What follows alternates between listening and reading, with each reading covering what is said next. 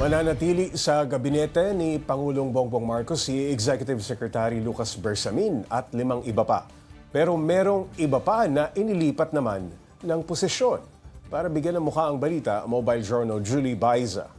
The President decided to retain the following members of the Cabinet. Take note, unang ang ating DTI Secretary Maria Cristina A. Roque.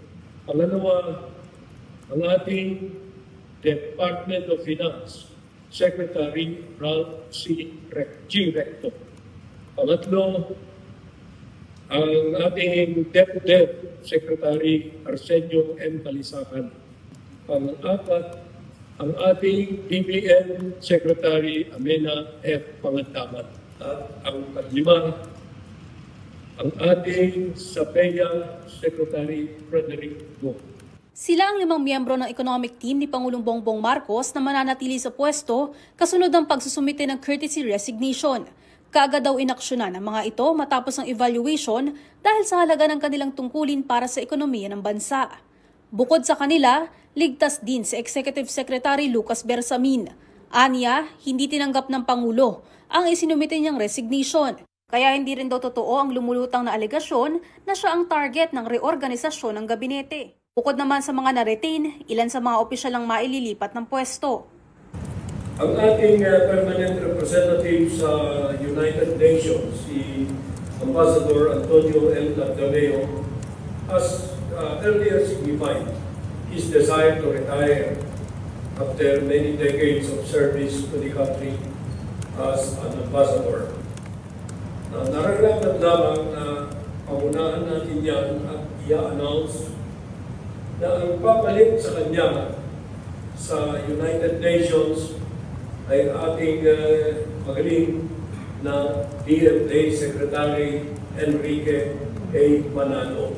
Si Department of Human Settlements and Urban Development Secretary Rizalino Acuzar, ililipat bilang Presidential Advisor for Pasig River Development. Papalitan siya ni Engineer Jose Ramon Aliling bilang kalihim ng DSUD.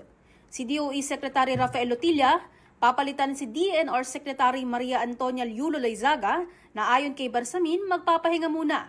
Pero hindi raw korupsyon ang dahilan ng pag-alis sa kanya sa pwesto. Maybe there is just a perception. I don't know how fair or unfair that perception is na mas malimit siya sa labas ng bansa. Yun ang recurring na pinapadating sa amin. Ngunit huwag na natin siyang husgahan.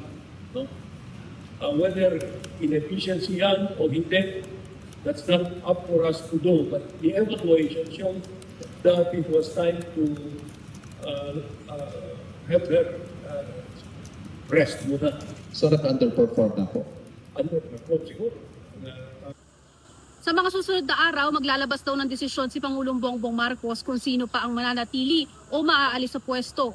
Pero ang sigurado, dadaan daw sa masusing performance review ang mga ito.